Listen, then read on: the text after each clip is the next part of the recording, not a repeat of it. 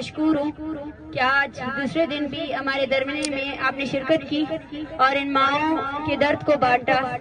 یہ وہ بیانیہ ہے جو عوام کا بیانیہ ہے۔ ایک بیانیہ وہ ہے جو ریاست اور اس کی مشینری جو ہے نا کر رہی ہے، جس کے مطابق یہ لوگ، یہ جو مائیں بیٹھی ہیں جس میں 85 سالہ ماں موجود ہے جس کے بیٹے کو اغوا کیا گیا ہے، اور یہ جو بچے موجود ہیں یہ ایجنٹ ہیں۔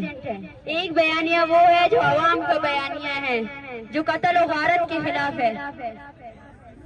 ہم پچھلے 31 دن سے ایک تحریک چلا رہے ہیں۔ یہ تحریک بلوچ نسل کشی کے خلاف تحریک ہے، اور بلوچ نسل کشی میں ملوث امن اداروں کو یہ پیغام دینا چاہتے ہیں کہ آپ اپنے سی ٹی ڈی اور اپنے ڈیتھ اسکواڈز کے ذریعے بلوچ نسل کشی نہیں کر سکتے۔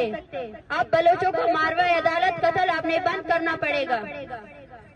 لیکن المیہ تو دیکھیں، سب سے پہلے اسلام آباد میں عورتوں، بچوں اور اسٹوڈنٹس کو بے دردی سے مارا جاتا ہے، اور کمیٹی کے نام پہ بیٹھ کر جھوٹ بولے جاتے ہیں کہ ہم نے تو کسی کو نہیں مارا، ہم نے تو عورتوں پر تشدد ہی نہیں کیا۔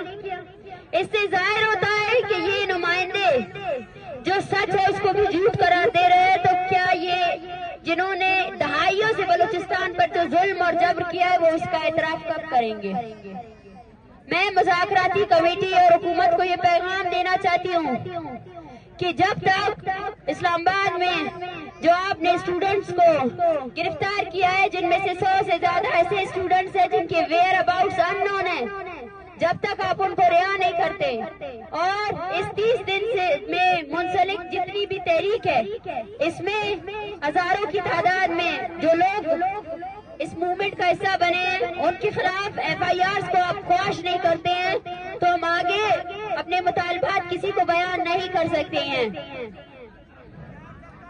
اور جب تک ہمارے یہ مطالبات پورے نہیں ہوتے ہیں تب تک ہم یہی سمجھیں گے کہ ریاست اس عوامی طاقت، اس عوامی تحریک کو صرف اور صرف کچلنا چاہتی ہے۔ ریاست، یہ لوگ جو پیچھے بیٹھے ہیں، یہ لوگ بلوچستان کی نمائندگی کر رہے ہیں، یہ پورے بلوچستان کی آواز کو صرف کچلنا جانتے ہیں۔ میں پھر سے آپ سب سے اپیل کرتی ہوں کہ اس تحریک کا حصہ دیں، اس تحریک میں اپنا ساتھ دیں اور بلوچ نسل کشی کے خلاف آواز بلند کریں، بلوچوں کے ایکسٹرا جوڈیشل کلنگز کے خلاف آواز بلند کریں۔ Thank you very much, thank you.